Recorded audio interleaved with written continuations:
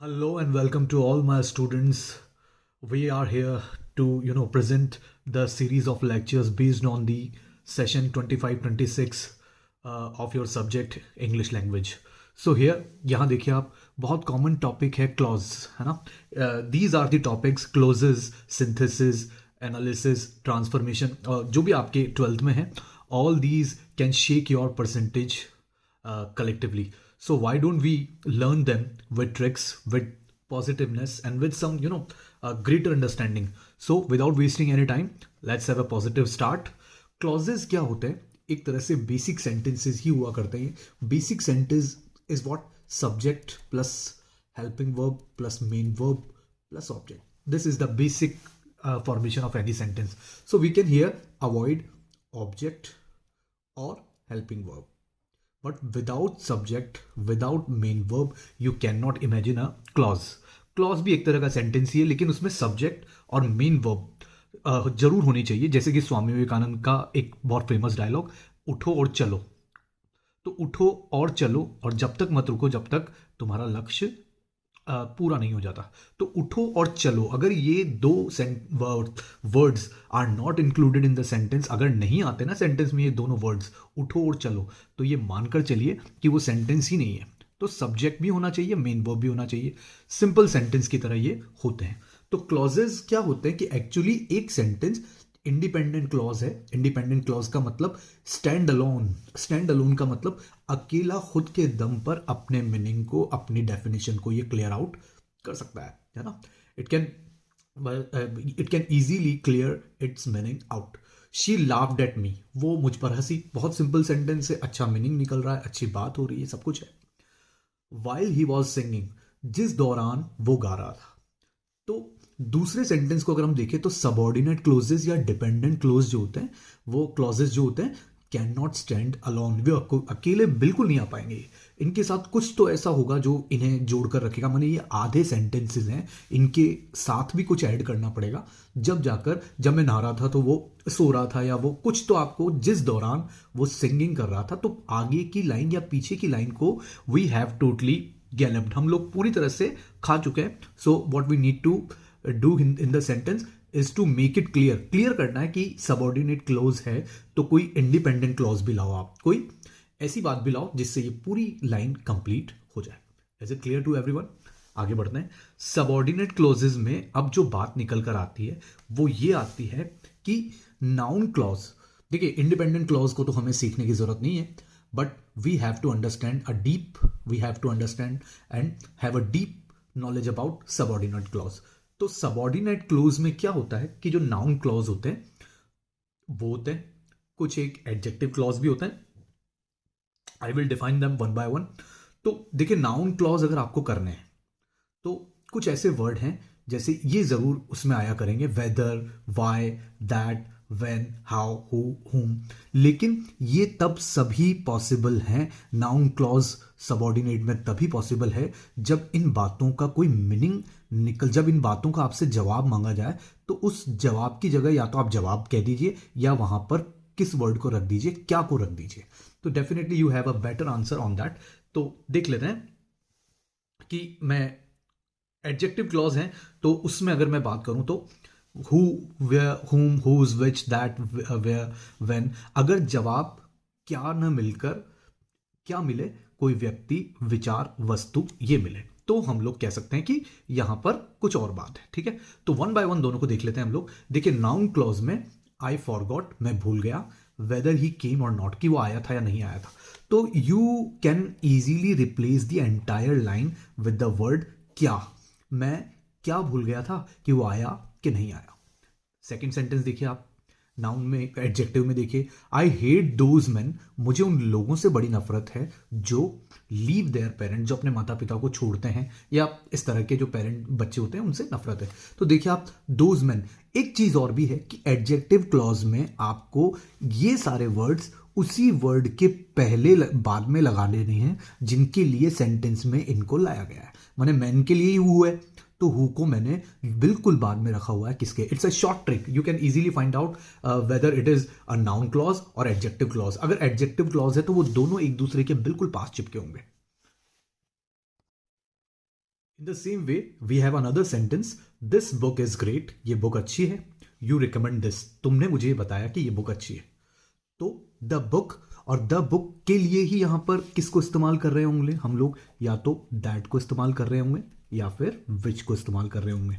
तो ये जो बुक है उसी के तुरंत बाद you have to use that और you have to place which, that रखिए विच रखिए, the book that you recommend is great. तो वहां पर ऐसा ही पूछा जाएगा, दो सेंटेंसेस को तोड़ दिया जाएगा और हो सकेगा तो शायद वो लोग ऐसा भी न दें, you have to recall by your self what should be the correct word. The book के बाद यहां पर वेयर तो आ नहीं सकता, हुज भी नहीं आ सकता है, वैन भी नहीं आ सकता है, वो बुक जो।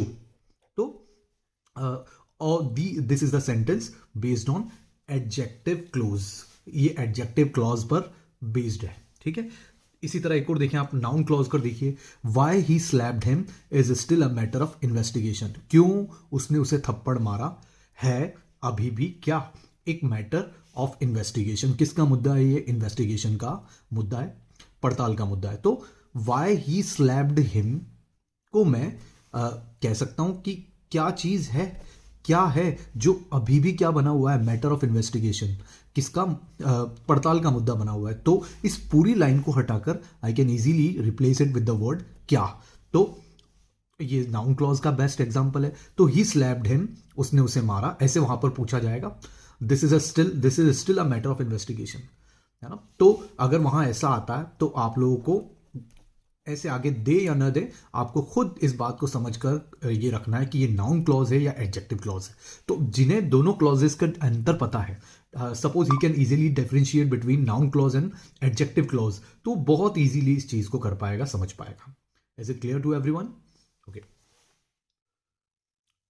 Just take a look on the sentence, the company has 3 officers, company के 3 अधिकारी हैं, the officers get these facilities, officers को फैसिलिटीज मिलती है। तो यहां पर कनेक्टिंग एलिमेंट है हु, तो आपको पता ही लग रहा होगा कि it is a clear case of, किस तरह का केस है ये, एडजेक्टिव है, किस तरह का एडजेक्टिव क्लॉज है। द कंपनी हैज 3 ऑफिसर्स, तो जिन ऑफिसर्स के लिए ऐसा कहा हो गया उनके साथ ही हु आना चाहिए और उन ऑफिसर्स के जस्ट बाद आना चाहिए। तो द कंपनी हैज 3 ऑफिसर्स, 3 ऐसे ऑफिसर्स हैं जो गेट दीज फैसिलिटीज, जिन्हें ये सेवाएं मिलती है। Is it clear to everyone? The boy is dead, लड़का मरा हुआ है, मर चुका है। Our neighbour scolded him, neighbour ने उसको क्या किया था, डांटा था। तो द बॉय, वो लड़का, हुम, ठीक है, हुम का मतलब होता है जिसको, ठीक है, ऑब्जेक्टिव फॉर्म है ये हु की, ठीक है। जिसे होता अगर सेंस तो मैं यूज करता जिसे या जो, ठीक है, लेकिन जिसको है तो फिर यहां पर हुम की जरूरत पड़ने वाली है। तो द बॉय हुम, जिसको अवर, हमारे नेबर ने स्कॉल्डेड डाटा था। अब दोबारा से हमें ही लगाने की जरूरत नहीं है, उस बॉय लगाने की जरूरत नहीं, एक बारी में ही सब कुछ पता चल चुका है। ये भी चीजें वहां मैटर करेगी कि you don't have to repeat all those elements that are already described. पहले जो चीजें आ चुकी है उनको दोबारा नहीं लेना है। वो लड़का जिसको हमारे नेबर ने स्कॉल्ड डाटा था इज डेड, ठीक है, वो मर चुका है। माई कार इज रेड, मेरी कार रेड है। इट इज पार्कड आउटसाइड, ये बाहर की तरफ पार्क हुई है। तो माई कार, मेरी जो कार, दैट इज रेड, ठीक है। माई कार के बाद ही किसको ले लिया गया है, दैट को ले लिया गया है। इज रेड, वो जो रेड है, अब यहां अलग से कार रखने की जरूरत नहीं है, सीधा सेंटेंस में आगे बढ़ जाएगी। मेरी कार जो लाल है इज पार्कड आउटसाइड, बाहर खड़ी है। मेरी कार जो लाल है, मेरी कार बाहर खड़ी है, ये नहीं लिखना है, यहीं से आपको कार को छोड़ देना है या इट को छोड़ देना है, डायरेक्ट वर्ब पर आ जाना है। तो चीजें रिपीट आप खुद भी कर मन में बोलकर देखें तो you can easily find out what is the folly और the problem here. We all respect his parents, हम लोग उसके माता पिता की बड़ी इज्जत करते हैं। देयर वैल्यूज, उनकी जो वैल्यूज हैं, जो नियम कायदे हैं, आर स्टिल ट्रेडिशनल, अभी भी उसमें जो है झलकती है क्या, पुराने ज़माने की जो नियम कायदे जो हमारे होते हैं, सामाजिक मर्यादाएं, वो सब झलकती हैं। तो इसको कैसे बनाएंगे, we all respect his parents, whose का मतलब होता है जिसकी या जिनकी, जिसकी या जिनकी एक ही बात है। वैल्यूज, अब यहां से you have to erase what there, we all respect his parents whose values are still traditional. Is it clear to everyone? आगे बढ़े हम लोग। एनीवन कोई भी हु हैज इश्यूज जिसकी कोई समस्याएं हैं विद दिस इसके साथ ही और शी कैन कॉन्टेक्ट मी, मुझे आकर संपर्क करें। सो हुएवर से कनेक्ट करना है, बहुत बार पूछा गया है हुएवर जो कोई भी हो, चाहे वो लड़का हो या लड़की हो, हैज इश्यूज जिसकी कोई प्रॉब्लम है विद दिस इसके साथ कैन कॉन्टेक्ट मी, वो मुझे कॉन्टेक्ट कर सकता है, मेरे से बात कर सकता है। ठीक है, तो यहाँ इंसानों की बात के लिए हु का प्रयोग किया गया है। टुडे यहां से कर रहा हूं मैं, यू कम टुडे और टुमारो, तुम चाहे तो कल आओ, तुम चाहे तो परसों आओ। ब्रिंग माई कीज, जब भी आओ मेरी कीज लेकर आओ। तो you have to join both the sentence with the Hindi element जब भी, तो जब कभी भी, और क्लियर कर देता हूं मैं, जब कभी भी। तो वेन एवर यू कम, जब भी तुम आओ, ब्रिंग माई कीज, मेरी कीज जरूर जरूर लेकर आना। ठीक है, तो यहाँ पर इजीली हम लोग इसको समझ सकते हैं। यहाँ मैंने आपकी सुविधा के लिए कुछ एक जैसे एडजेक्टिव क्लॉज में अगर मैं बात करूँ तो बहुत अच्छे अच्छे सेंटेंस मौजूद हैं। हु है द कार, वो car that I bought last year is already having issues. तो इसको मैं दो हिस्सों में अगर तोड़ दूँ तो कैसे बनेगा, the I bought the car last year, एक तो ये सेंटेंस हो जाएगा, है ना। The car is already having issues, तो the car I bought last year, that I bought year last year, ठीक है, इज ऑलरेडी हैविंग इश्यूज। ठीक है, दैट से बन गया। इसके अलावा she has friends, she has a friend who travels the world, she has a friend एक सेंटेंस है ना। ही ट्रेवल्स द वर्ल्ड, वो पूरे संसार में घूमता है। She has a friend who, friend के बाद ही हु रख देना है, कार के बाद ही दैट रख देना है। ठीक है, उसके अलावा देखें आप, द हाउस, वो घर, वेयर आई ग्रू अप, जहां मैं बड़ा पला बड़ा, हैज बीन रेनोवेटेड, उसको दोबारा से बनाया जा रहा है। तो the house where, the house के बाद ही वेयर आ गया है। तो अगर इसको दो सेंटेंस में मैं तोड़ूं तो the I grew up the house has been renovated, एक सेंटेंस तो ये होगा, और I grew up in the house, और मैं उस घर में पला बड़ा, तो जिस घर में मैं पला बड़ा वो घर वापस बना दिया गया।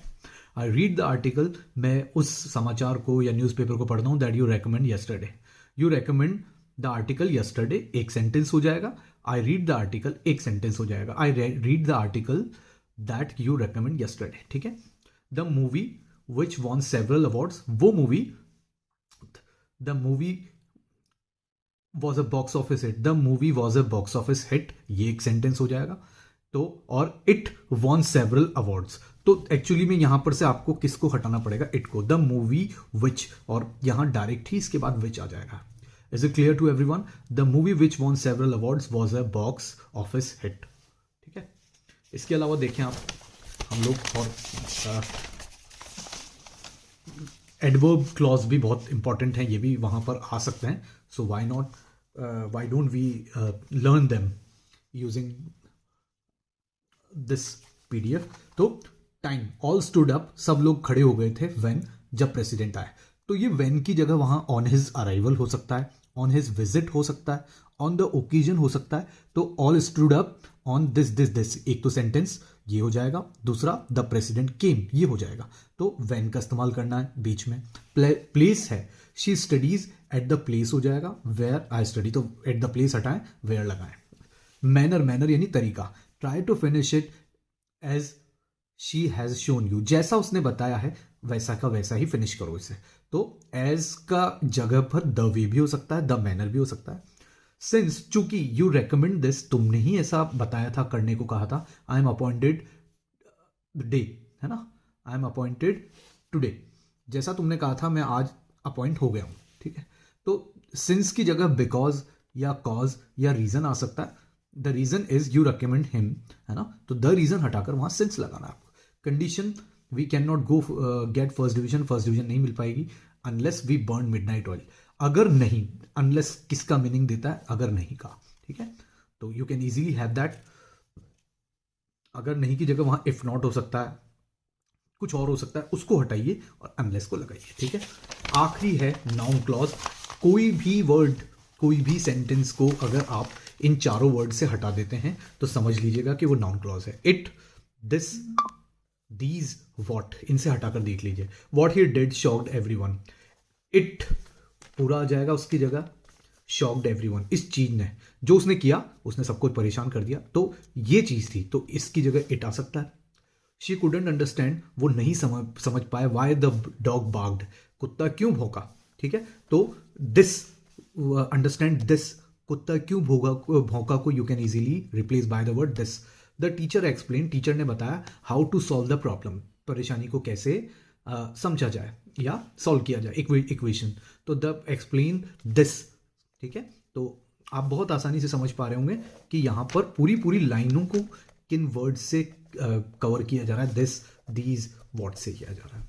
तो you can easily have a cursory look on the topic clauses with this simple lecture. Thank you very much.